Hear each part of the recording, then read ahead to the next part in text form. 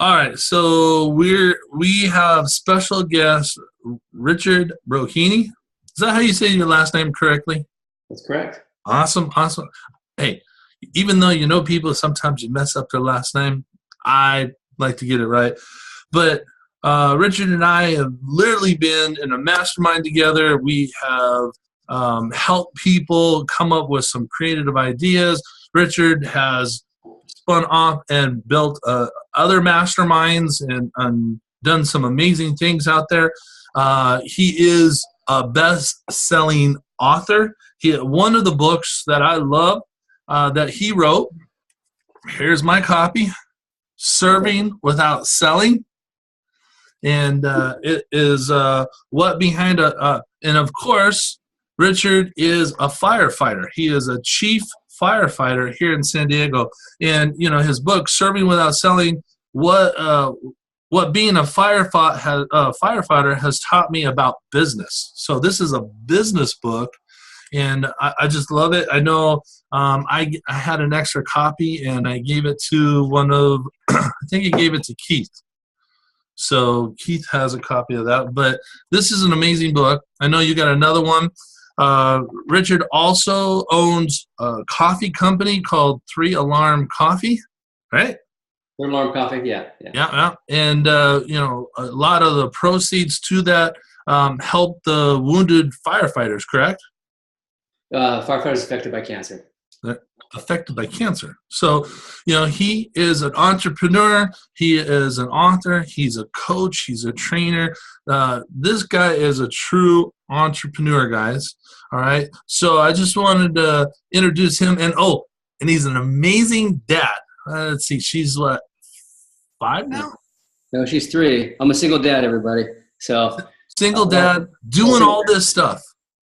So I'm actually gonna I told you who he is. He's right there. So Richard, go ahead and tell a little bit about yourself. And you know, I don't know if do you want to just share some nuggets of information, or do you want me to ask questions? What would you like? Well, first of all, thanks for allowing me to be on this, everybody. I really appreciate it. And I think you did a really good job, too good of a job introducing me and being so kind. I think I kind of wanted to hear what your group wants to know or hear, or what questions they have. I think you had mentioned something about leadership, or leadership is kind of the component of what you guys kind of, weave into the fabric of your group here as warriors. And so I'm wide open for anything. And you guys can get real personal with me if you like, about, you know, my background, which is kind of heavy, where I am today, how I manage stuff, and anything that you would want to ask maybe that you could potentially get from me doing the things I do, or have done, or gone through to implement in your own life. And then maybe if there's a couple nuggets y'all out there can share with me, I like to see if I can receive some information. That'd be fantastic as well. So it's kind of whatever you want and whatever your group wants. Well, I know you have great information. I mean, you do trainings. You sit up in front of groups and just given some great leadership wisdom. I mean, you know, all right. Some of the people probably want to know, like, how do you go from being a firefighter to being an entrepreneur? I mean, you know, being a firefighter, you know, you're doing all this crazy stuff, but then you're taking time to be an entrepreneur. Like, how do you juggle that? How do you become an entrepreneur? And, you know, and then of course, as a firefighter chief, you have to be the leader. So you're stepping up into that realm. You've got to lead your team to go fight these fires. But in business, we also have to lead teams and employees and things like that. So if you wouldn't mind just kind of expelling on that, I would appreciate that. Sure. Well, I think the fire service for me was a place to basically survive. So from the background that I had, I was able to be introduced to the fire service at a young age, you know, was in high school. And so that was a place where I thought I could have essentially a family, and I could serve people and feel good about doing it and get paid a decent salary. And so I sacrificed while everybody else at my age at that time was, you know, partying and doing things to do it young, from 18 to 21. And I essentially got hired at 21 years old. So pretty young. And then now obviously today as a chief officer, and just working hard to get where I was, and then a lot of luck and relationships. But you talked about a couple of things and how do I do all the stuff that I do, or why do I do it? Well, it's an interesting question, because for me, the fire service fulfills me already. It fulfills me being a human, having purpose, being proud of what I do. It fulfills me all the way around. But I also feel like there's a lot of different things that I have desires to build and create and or do. And so that's what I've done in the entrepreneur world. I've made a crap load of mistakes. I've lost lots of money. I've failed many times. But I think the whole process of going through all of those things brings you to some success. And so that's kind of in a nutshell. And then in terms of like leadership, it's interesting. I think leadership is so ambiguous, right? It's such an ambiguous term. And everybody, if I asked everybody on this video right now what your definition of leadership is, they would probably all be different. And that's completely fine, and it's completely appropriate. I think where we get lost, where people think you have to have the same definition of leadership as somebody else, and that's just not the case, at least in my heart. And I always tell people, think different, be different, lead different by being you. Don't be somebody else. Be you, and that's super important, because then you sit in who you are, and you can actually be pretty effective. But you talk about leading people, and the other concept for me about leadership is that for me, like in an organization, I'll use the fire department, and even in business, because I run, decent 6-figure year coffee company as well. And besides that, I own a real estate company. I'm also a certified leadership coach in DISC, and also the 5 behaviors of cohesive team. So there's a lot of things I do, but really at the end of the day, it's about empowering people. And everyone on this video wants to be empowered. I want to be empowered. I want to feel like I'm empowered. And the effective leaders understand I call it a relationship economy, that everything is relationships. And there are different times and different situations that we have to be different or situational. But at the end of the day, you get the most out of any team by empowering people. And the fire service is very unique. I'll use that as an example, because it's autocratic at times. So like when we go into an incident, like a fire or some kind of big emergency, I typically only go on the big ones. And I'm the incident commander, and we're giving out orders, right? So it's you do this. Because it's an autocratic system, because it's what needs to get done. But however, it's based on feedback. So we're getting feedback from the company officers, the captains, the people that are on scene doing work, and then the incident commander makes those decisions. So very autocratic, right, at that time. And there's really no, it's military type, right? We're in battle, we're in war, and we're there to be effective as we can and help people. And then you come and then you leave that scene, and then you're back in the fire station, or you're training, or you're getting something done around the department, and it's not autocratic at all. If you're autocratic, if you're an autocratic leader, then you're going to fail. Nobody will do anything for you. They'll only do things while you're there. So you'll get compliance, not commitment. So when people leave with a heavy hammer, they get compliance, but they don't get commitment. We want commitment. So when we're gone, that people continue to do the right things because they feel empowered to do it. So the fire service is interesting in terms of leadership, because you have the autocratic piece, which is super important because we're making life and death decisions. And then there are other times, we have to say, do this because you need to do it.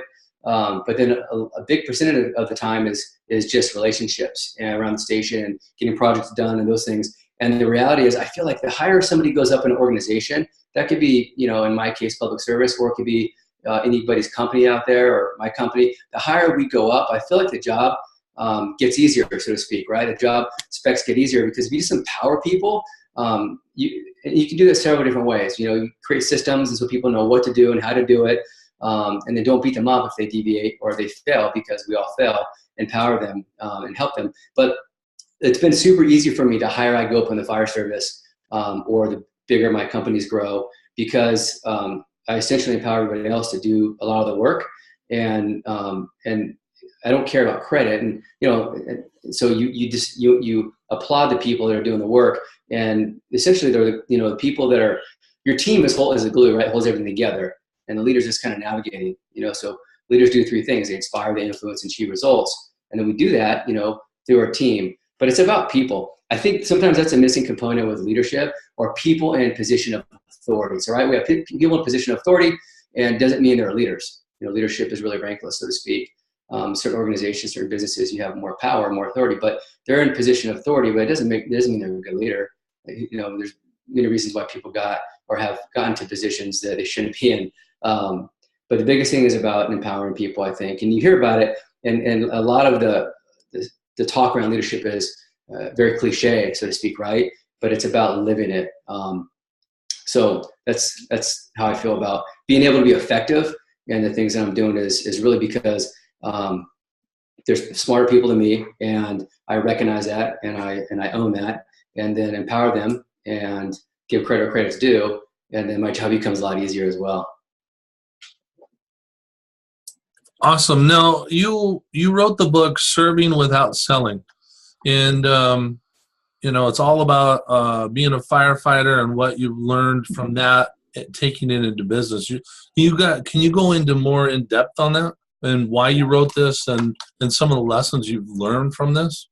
Sure. So I definitely want everyone to understand and know that I'm not a super intellectual person. I struggled in school, was told by an English teacher that I can't read.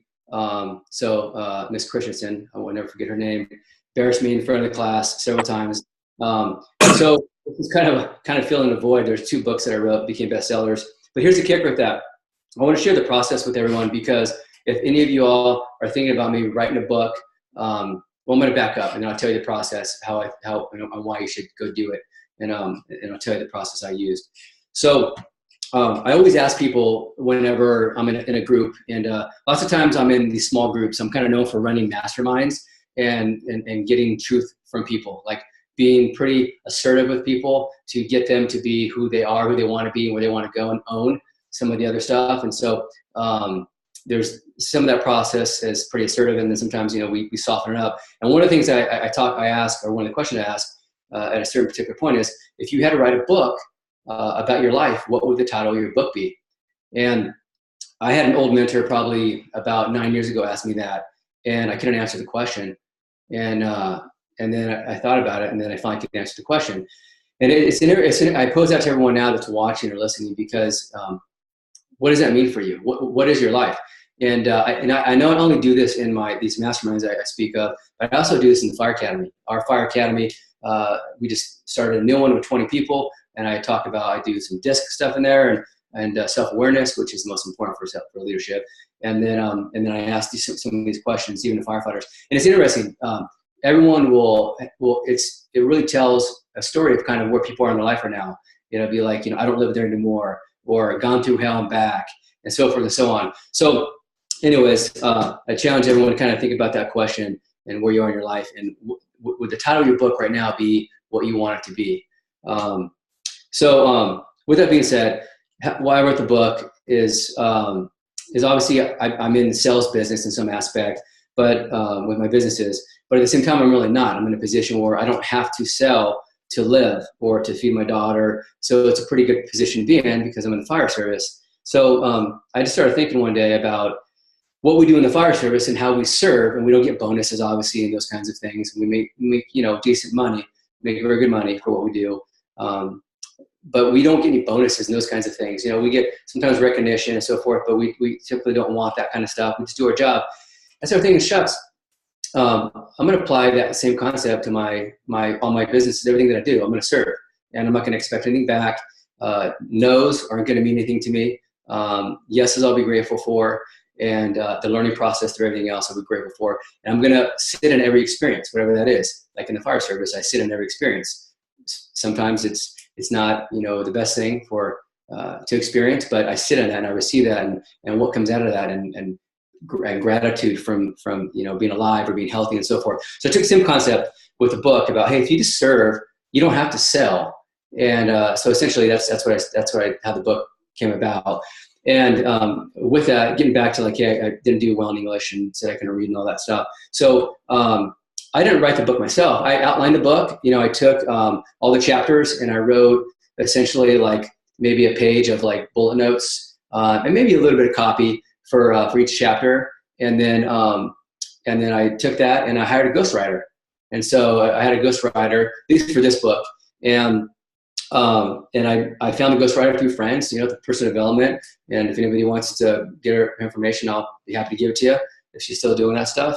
And so that's who put the book together for me and made it sound a lot better, right? Because I couldn't do that, and formatted it and did all that kind of stuff. And then I found somebody to make the cover for me, and then that's essentially how I got the book out. The first book, Things You Should Do But Don't, I wrote that book, and it's graphically driven, so you can tell there's a lot of shit graphics in there. What was the But name of the book? this one's called a Fresh Reminder. There And you go. so you can see it's kind of graphically driven. So that was easy for me to do. One-liners. So anyways, it's a reminder of all the things we should be doing, but we don't. From like, drink plenty of water every day, take your shopping cart back, don't hurt the ones that we love, because I feel like sometimes people closest to us, we hurt the most with words, and it's interesting how we get comfortable and do all that stuff. Don't always try to be right. About disciplining your children, be nice to everyone you work with, and the reasons why. So anyways, so back to serving without selling. That's how that kind of came about. And it's been really, really pretty cool to actually go to like different meetings for business and give both those books, in particular the Serving Without Selling book.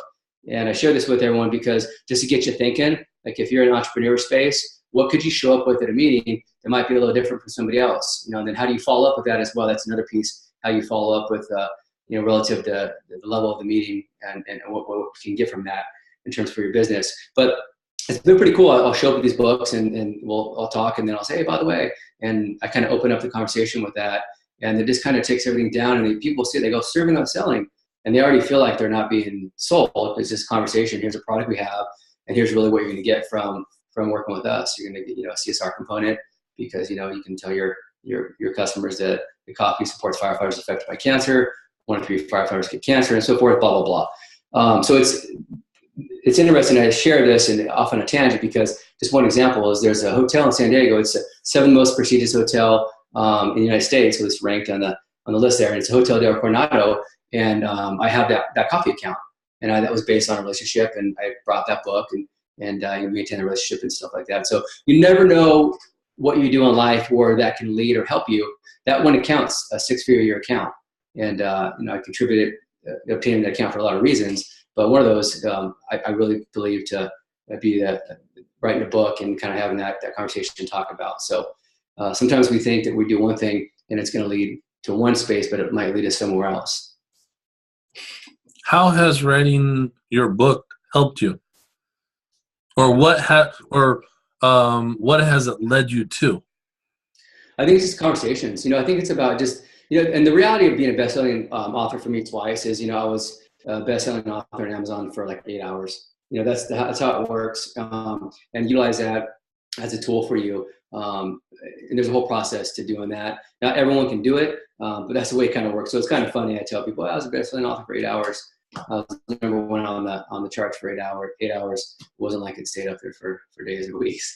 But I think the whole process. I feel like, not that I wish it sounds like I should have a company that helps people write books. But I think the Serving Without Selling book, in fact, both books have just kind of became like almost like a business card in some sense. But it creates conversation, I think, and I think it creates healthy conversation about business and what I think about business. And with some organizations, my thought process and beliefs and value set is a fit, and some it isn't, and that's fine.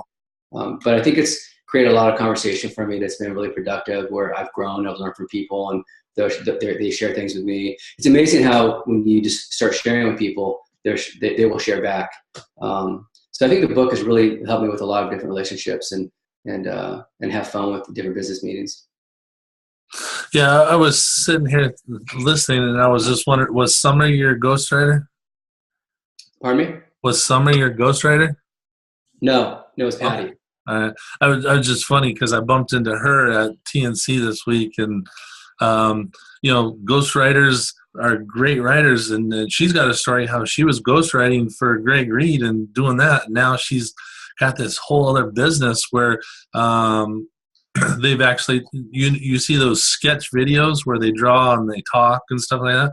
Her and her team actually creates those videos and stuff. So transitioning from ghostwriter to that, whole different world. But you do so many things. When do you feel too much is too much? So time management, super important. It's a great question. Time management is super important. I'm a type A, so I'm always having ideas, but I have a certain routine that I follow. So routines I think are super important to be consistent in life. And if I don't follow my routine, then everything kind of falls apart. But I follow the routine to make sure I keep my thought process and what I want to do and all that. But sometimes things fall to the wayside. You know, I've lost two pretty major accounts at the coffee company. I went through a divorce, and that wasn't important as much as being, you know, there for my daughter. So that's just real life stuff. So I think time management is super important. And then I think creating a process around people that can help you, and then how can they benefit? You know, if you can help them benefit as well, I think that's super important. And I think I'm pretty lucky to have some people around me, or that I've become in my circle, that have helped me in different ways. But there are times that things fall to the side, and then, or just need a timeout. And there are days that I don't want to get out of bed. You know, I go, and it's like, I don't even want to get out of bed today. But I'll tell you what I do like. What we'll share about time management, and one process is Jack Canfield, his process of the 3 different days. I think it's super important, and I think it's super simple. And so you have like preparation days, right? So you have a preparation day, you have a production day, and then you have an R&R day. And like a preparation day would be like, let's say I want to get some new coffee accounts. So I research hospitals, casinos, you know, so forth and so on, hotels, wherever I want to get coffee accounts. And then I create a list and get phone numbers or emails. That's the preparation day. Maybe I spend 4 hours doing that. And then a production day would be where I actually have all the information from you already, and I just make the phone calls and make the emails. That's a production day. And then an R&R day is essentially you check out. Excuse me. So you don't take any business calls. You don't do emails. You don't do anything. Not a little bit of anything. You just check out. Those are super healthy. And so I think doing that process helps. And you know, like anybody else, I get tired, of course, like, you know, we all do. I said sometimes I don't want to get out of bed. But I think that pretty much helps me with my days. And I do obviously some journaling and some other stuff. I write down tasks and those things, and I'm a task master for sure. I'm gonna write the list and different things like that. Here, I'll give you an example. Can all of you guys tell he's like an A personality? So yeah, I want to show you guys something. So speaking of like just like run into a wall. So I'm working at a TED Talk. You can't see it, but right here it says, yeah, I can see it. Oh yeah, TED Talk: How Dogs Teach Us to Be Human by Rich Brocchini. And there's 14 things my dog. I realized my dog taught me after I had to put him down. He had cancer, and it was super tough. 13 years or whatever. And so I wrote this thing on Facebook. This is 2 years ago, and it just took off. And I've been procrastinating on that because other things take priority. But that's something I put up. I have it here. I have it in my refrigerator, and I have it in my bathroom because it's like I got to keep seeing it, so I make sure I do it. Yeah, and I check this out. So sidebar, I hired a ghostwriter, a speech coach, and I'm not going to say who because it's or what company, because it's someone I would think probably know them or heard of them. And I know they do some really cool stuff for people that pay 25 grand or whatever, but I'm not going to pay 25 grand for that. So I hired a speechwriter from them for $1,800. And super nice people, super nice lady, really awesome actually. And I got it back, and I realized, oh my God, this is not even me. So now I have to do the whole. I thought, oh, it's going to be great. I'll pay this money, and then I'll get the speech, and then I'm going to be able to just be articulate and flow. And I'm just reading this. I'm like, no, this is not my concept. This is not what I'm like. So I kind of tabled it. Obviously, some life stuff, divorce, and other things. And so now I'm back in this swing of things. So I'm going to basically take what I initially wrote, and then what this speechwriter wrote, and kind of. But one of the things in that talk is one of the 14 things is have you ever noticed once in a while your dogs just lay around all day and do nothing? So essentially they take the day off, and so don't feel bad if you sleep in all day or watch movies. Like, don't beat yourself up over it. So we all need those kind of days. Those are the rest of the relaxation days. So how do I stay organized? So I have a list like this. Here's one. It says, I don't know if you can see it, but this it's blank. But Third Arm Coffee, clients' needs, how to stay in contact and engage them. And it's past clients, current clients, and future clients. So I have this electronically, and I have this printed out. So then I write down what I need to do for these particular clients and how I get them. And then I have, there's something else I want to show you. I have electronically, but another thing that I have is this right here. And so I have my daily Third Arm Coffee worksheet, and I have this for my real estate company as well. Those are kind of my two main things where I'm striving to kind of build a little bit and eventually sell. But here's my daily thing. So I put make five calls for new accounts, send 5 emails, local accounts, regional accounts. Anyways, these are the things that I go through, and it helps me with preparation and execute what's on here daily. Do I do these every single day? No, the reality is not, but often, very often. So that's how I kind of keep in check with everything. And I'm going to show you guys my messy office, or one of my offices. So this is right here.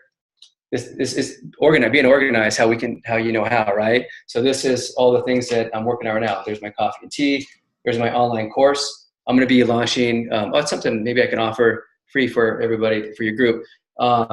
Me and one of my business partners that do self-awareness and leadership and team building and organizational culture and that kind of stuff, we are creating an online course called Ace Your Job Interview. So I've essentially interviewed hundreds and hundreds of people over the years, and it's kind of, and I've helped people take interviews, and my partner, he's an educator, and he's phenomenal at explaining and with our youth. And we realized that we're not taught this in high school or college. And so we're creating that course called Ace Your Job Interview. But maybe you guys, maybe I can send the survey out to you guys, and then maybe whoever does the survey can get the beta course, meaning get it for free. That would be awesome. It's not going to be, yeah. So we'll offer that, and I'll speak for my partner too. It's going to be probably like $39 when we get it done. It's going to be really helpful because you have a lot of information that we get on the web, and people can find information, but information and insight are two different things, right? So you have what I would say SME. All of you are some type of subject matter expert at something. You know, it could be being a mom, it could be being a corporate director, it could be a dad, it could be whatever it is. You're a subject matter expert at something, golf, whatever. And Star Wars, that's you, Kent. So, I don't know if you guys know that, but knows like all these Star Wars people, from the producers, and goes to ranches and all that stuff. Do they know that about you? I don't share it with everybody. Yeah. But, you know. Well, Kent's actually, he's kind of a big deal in the Star Wars space, and I remember him bringing me like a shirt from the Star Wars fire department. Walker Ranch. Yeah, Walker Ranch. Yeah, thank you. Yeah. So Ace Your Job Interview one. So essentially, it's going to be like less than 2 hours, and we're going to give you insight, and we're going to talk to you about 12 common questions, how to answer them, how to parallel everything in your life to any job interview you take, how to build a resume quickly, what to look for, and how to basically essentially show up for your interview, what to do, why you're in your interview, what not to do, and a bunch of other stuff. It's going to be really, really cool, and I think really effective. And some other people have done it. You know, there's other courses on Udemy and some other places, but it's going to be really, really cool. So I'll offer that to your group. So anyways, back to this. You can tell I bounced everywhere. My mind is always, I'm all over the place. So that's my online course stuff that I'm, you know, how to launch an online course. I have no clue how to do it. And I don't want to know how, but I have to before I pay somebody to do it, because if I pay them, I'm not going to know if they're doing it right or not. So it's a lot of work, and it sucks, to be honest with you guys. But I just chip away a little bit a day, even if it's only 5 minutes. Modern Time Dad, something else I'm working on. This hat right here, Modern Time Dad, always there. I realize being a single parent that I'm always there for my daughter. And I'm like, you know what? There's not a lot of dad swag out there, a lot of mom stuff, but how about some dad swag? So I created Modern Time Dad, and it's about either, you know, just dads that are present. You don't have to be single. You could be married or partner or whatever it is. And so so I did hats and shirts and sweatshirts. Going to be launching that online store here probably about a week and a half. Something I had to learn, Shopify and other stuff, kind of pain in the butt. So that's that project. And then Fire Life Wellness. I'm launching, sorry, I'm just freaking feel like I'm bragging, but I'm just telling you how I keep time. I'm launching a firefighter supplement company for a stress aid, a sleep aid, energy aid, and then some vitamins. And then it's just my life good stuff. Ace Your Job Interview, my daughter's school, and real estate stuff. So I keep everything organized. And so that's the only way that I can do the things I want to do. And I enjoy kind of doing all of them. So a lot of times people are like, oh, you should just focus on one thing, you know, and there's a book, you know, I'm looking at on my bookshelf, the one thing. And there's a lot of value to that, but I don't know, just, I get streams of revenue from these things, and I love to build and create. And if I believe in something like the Modern Time Dad, I just believe that dad should be wearing some swag out there and be proud, you know? And so I'm like, well, I'm going to create a brand around it. And I have no intention of making what money will be made off of it or not, but I'm gonna market it like it's a store, like it's a brand, it's a product, and essentially market around dads, and because I wanted to. So I thought it was cool. Instead of buying somebody else's hat or looking at something else, I'm like, oh, I'm going to create this. And I think if anybody can implement things like that in their life, because I guarantee you, everybody watching right now, you all have had ideas where you wish you would have done it or implemented it because someone else did, or you waited and waited and waited, and then that opportunity wasn't there anymore. And excuse me. The problem that we face, including all of us on this call, is that we try to search for perfection before we launch something or do something instead of just progress. And we do that in all areas of our life as humans. We deal with parenting, we deal with marriage, we deal with business, and it's not about perfection, it's about progress. And I think the biggest thing for all of us to receive and to sit in is our own power, and to be okay with not being successful in something, or what people say, failing with something. And you hear that, but it's hard to do. And I think that's the biggest thing that will help people be successful in any areas of their life. They just become okay with that and treat everything like an experiment. Everything is an experiment. So if there's an experiment, there's never failure. So just everything is experiment. And the people that will support you, those are the ones you want to keep around. The ones that you don't, then the ones that don't support you, then you don't keep them around. And it's interesting. It doesn't mean you like or love them less, but may not be healthy for you. And that's a hard thing for us to do as well as humans, because we continue to give people benefit of the doubts and so forth. And there's family members that I don't talk to as much. It's Christmas time or another holiday, and that's about it. Because it's just too, oh my God, I feel like I just, dragging me down. But anyway, staying organized and staying on point. And it's a lot of work, and then it becomes like a passion, like a drug. It becomes fun. Wow. I mean, I feel like I'm not doing enough right now just listening to you and all the different things you've got going on and are creating and working on, and that is awesome. And that's your pace, which I love. Everybody has their own pace. Everybody has their own stuff. But the thing is just get going. Do something. Don't just sit on your butt and do nothing. Go out there and create something. Like you said, it's better to fail or experiment than not do anything at all. And we've both had mentors that have told us, the best kept secrets aren't, in the museums and stuff. They're actually in the cemetery. Yeah. Because those secrets were kept by people because they didn't do anything. They just sat around and did nothing. Yeah. And so as you guys can see, Richard takes action. He doesn't, like he said, he doesn't have to have it perfected. He learns as he goes and builds it as he is learning and stuff. So he has a lot of things going on, but again, it comes down to being organized. And my pace is not everybody else's pace. That's true. For sure. True. And trust me, I don't think I could keep up with your pace. Yeah. But what I like about it is you've taken the time to write a book. You've gone out there and created a coffee company, and then not only just said, hey, I'm going to create a coffee company, but I'm going to have a purpose for it.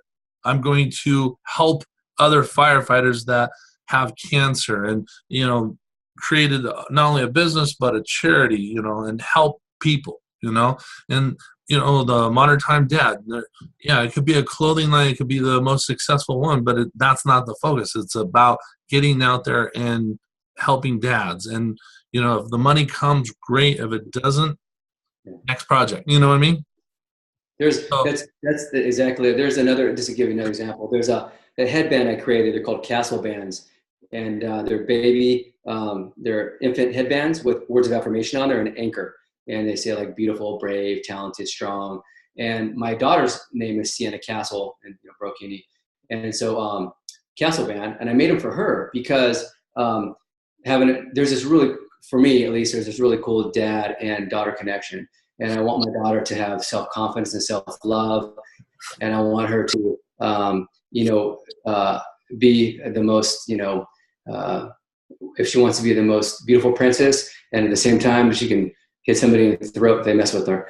So, you know, I have this whole concept about my daughter and instilling these beliefs in her. And because we all know the science shows from 0 to 3, 0 to 6, super important, right? Who we believe we are. And then all of us go through this, probably on this call. And then we have to undo that because it's all messed up. And that's why we do this weird stuff. And that's why we do seminars, because we're trying to figure this out and go, wait, who am I really? Who do I really want to be? Whether we cognitively understand or consciously know that, subconsciously we're like, yeah, this is messed up in this part and this up. And I just want to kind of reprogram that. So it's super important to me. And then I realized, so I would do that. And then all of a sudden I caught myself, I'm like, I'm not doing that anymore. And I'm like, oh, it pisses me off. Like, why am I not doing that? Am I being lazy? Am I whatever? And so this is another example of like, I'm like, I'm going to create headbands. So I took a couple of days. I found where I can make headbands. I ordered this over here, ordered that over here, local seamstress, so on. I made like, I don't know, however many I made. Got these cool bags, a castle band on it, logo, you know, what fiber. And I did all that for my daughter. And I've sold one of those. So they come in 3, a bag of, you know, 1 bag of 3. I sold 1, but I never had any intention. Like, I'm going to make all this money off it. It was that's just my pace. I'm like, well, this is for my daughter. And then what's cool about it, that is, here's the part for me as an example of doing something that just because it was important to me, that's priceless. So there's the website up, castleband.com, you know, or you go to richbrocchini.com and it's one of my, what you can click on it from there. And that will always be there. And it's her when she was an infant with these headbands. And I have this story to tell her and show her when she gets older about how she's a strong woman and she's brave and tough and talented and all these things, and to never listen to people say bad things to her or words to her. And those are just words, and that's their projection of their dream, and so forth and so on, right? To go in this whole thing. And that for me is worth more than any money, because I have a deeper connection with my daughter from doing that early on. But then from a fact where I forgot and I wasn't telling these things to doing that. So, you know, fast forward when she's 13, 14, whatever else. So that's just me. And I know everyone probably on this call has a different, has probably something similar, but you have things you want to do. You have things or places you want to get to.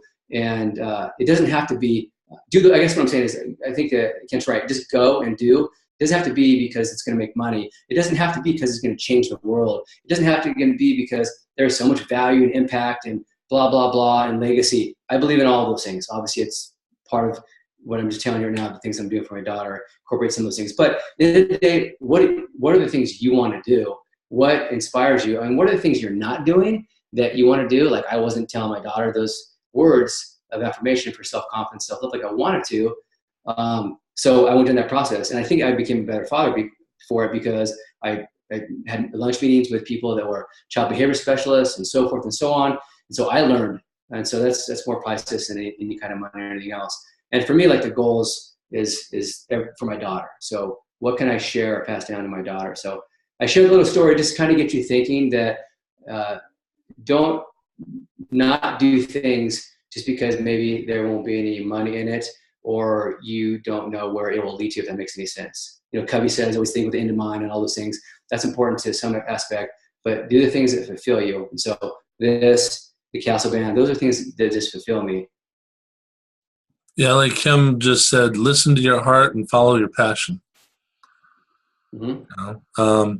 Yeah, no, that's awesome. So while we have Rich on here, is there any questions you want to ask him before we let him go? I know his time is valuable and he's got things to do. He's probably got 2 more ideas while he's been on this call to think of other businesses to create and stuff like that. So yeah, let me tell you my day real quick. No, woke up this morning, obviously my daughter, and breakfast, do all that stuff, and then go do 2 coffee meetings. Take my daughter with me because I'm a single dad. I don't have somebody to watch her all the time. So that's how I roll. And if people don't like it, they don't like it. So that's what I'm talking about. You sit in your situation. It's yours.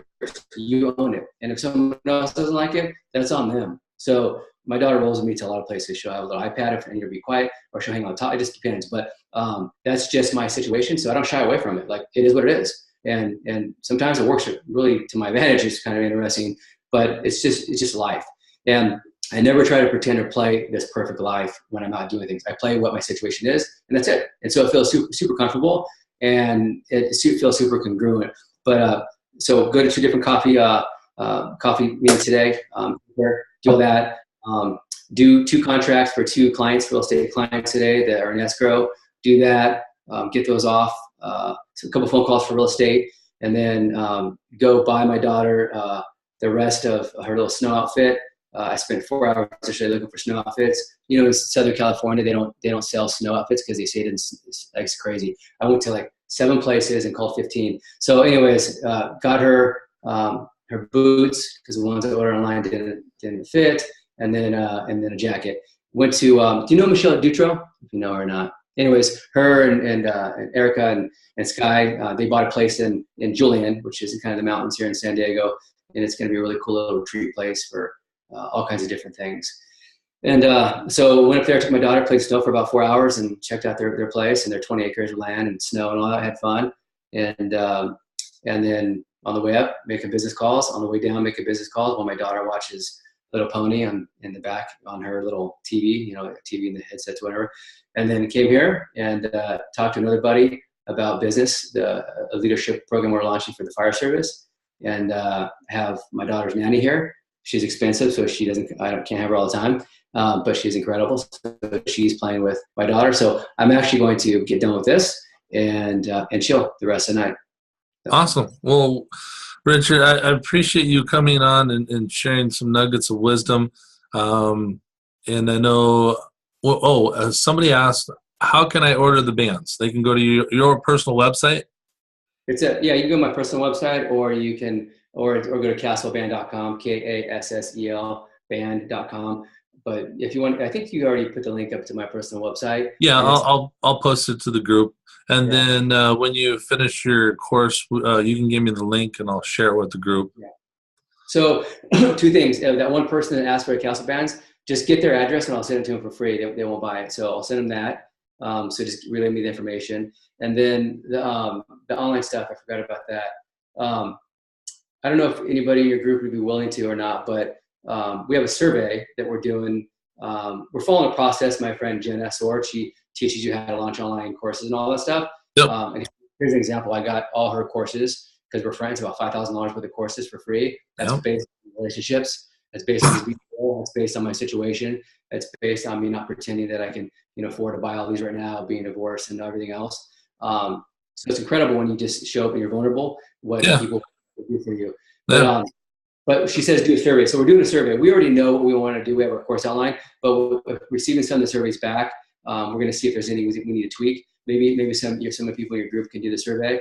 Well, you're in the group, so you can post in the group and share with the group. You're here, and they can reach out to you as well because you are in the Warrior Training Group. Nice, thank you. So, which is awesome, and and thank you for sharing that. It is, if you are willing to ask, you never know what you're going to receive. Yeah. You asked, you got the course. I mean, it's a $5,000 course.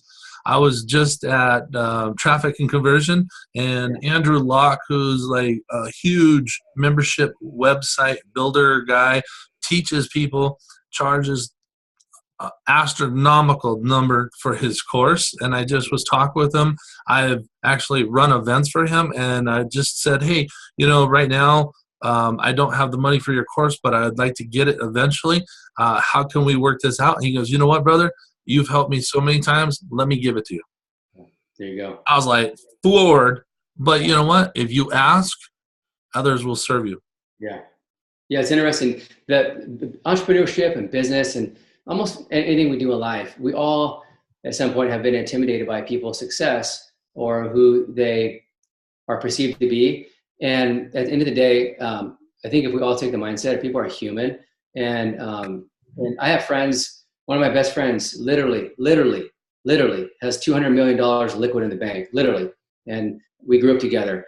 And most people would be like, oh, that's incredible. But he's just the guy I grew up with, and then there's people that barely make it in life that I'm super good friends with. And being friends, everyone's the same. At the end of the day, one buddy talked about how all this money in the bank, and the other person, this person buys more things. But at the end of the day, all we want is to be accepted, we want support, we want love, We want help. We want to give help. We want purpose. That's all we want. And like how you asked, I guess that's a great thing to champion to everyone in your group, is that just ask. There was a guy that I helped in a mastermind. I shifted him. I didn't know I was doing this, but I shifted him because I introduced him to Grant Cardone. And we were at this, my buddy Cole throws this event called Thrive, Make Money Matter, really cool event. And so we're in this whatever private thing, whatever they have, and we're there. And he spends all this money to go to be in front of around these people and talk to Tai Lopez, all these people. And he's like, oh, what do I have to offer, and this and that.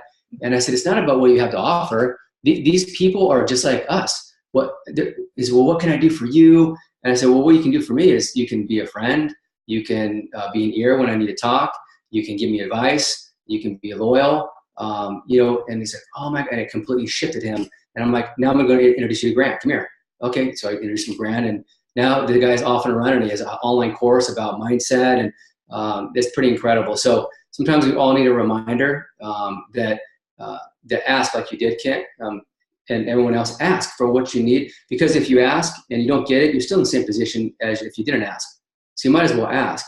You never know what can happen. Never be intimidated by anybody. We all cry. We all have emotions. We all are the same type of, we all have the same type of needs, wants, and desires. So, obviously can be, respectful of the people's success and all that stuff. But if they're a jerk, they're a jerk. It doesn't matter what they do with money or anything else. So ask for sure. Awesome. Thank you so much. Well, I know you want to get to your munchkin, and we appreciate your time so much. Thank you. Everybody is making messages in there, so they value your time as well. So thank you for coming on here, sharing the nuggets of your wisdom. I'm actually going to put your book into our Success Vault. So somebody's going to get this book. The Success Vault is our tub of love for our group. Nice. So somebody's going to get this put in the tub into the Success Vault. So somebody's going to get your book. All right. Cool. And I want to thank everybody for listening. I go off on tangents and I try to shove a lot of information in there, different aspects and different things. And some of the stuff you'll get, some of you will be like, yeah, that guy talks way too fast. What's wrong with him? But that's kind of just how I always operate, because I want to make sure I give the most that I can, because we could probably talk a lot longer, and I'm sure each person has a question or could have a question. So thank you for listening to my kind of babbling about going over here and going over there and doing that. And hopefully you guys got something out of it. But I think the biggest thing I want to leave everybody with is two things, if you don't mind. One is one of my mentors told me one day, I remember we were having a breakfast, and he flew in town, and I met him before he went to his meetings. And he asked me what my value set is in life. Like, we talk about leadership, and he goes, what do you mean my value set?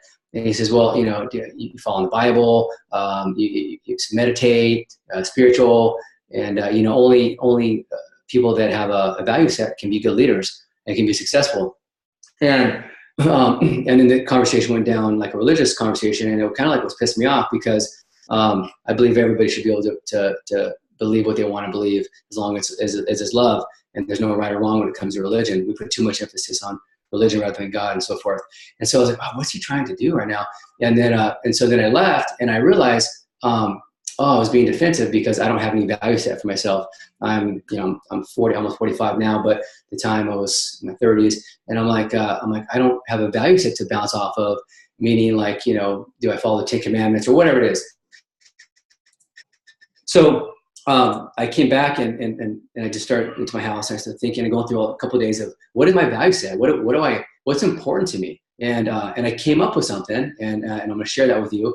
And it's fire related, which is obviously kind of cool for me. So I'm going to share it with you. But before I do that, so I would say to everybody else, find what your value set is for you. And it can be different from everybody else, and it's completely fine. But when you find out, you discover what your value set is, you can stay congruent with what you want to do in life. And that's going to keep you on track with whatever you're doing. If you want to be the best parent, best brother, sister, so forth, or whatever it is, it'll keep you on track. And so I came up with a saying, and it's called "fired up." Right? So you get it? Firefighter, fired up. And it stands for friendly. So be friendly, friendly, inspiring, respectful, engaged, dedicated, understanding, and positive. And so all of those things, like, so my morning ritual, and then I sometimes do it at night, depending on my day, is I walk through that. And it's always about me first, because if my cup is overflowing, then I can serve more. So I'm like, okay, am I being friendly? Have I been friendly to myself? Am I, and that's when we beat ourselves up. I'm this, I'm that, bad talk. Okay, am I being friendly to myself? Okay, am I being friendly to others? And I go down the list. Am I inspiring myself? Am I inspiring others? Am I respecting myself with getting enough sleep or eat, or the words I use and so forth? And same for other people. So I go through this whole thing. Am I being engaged when I'm doing something? I'm working on something, and my mind somewhere else where I'm engaged in that. And this is the most important one. Am I engaged with people when I'm in front of them?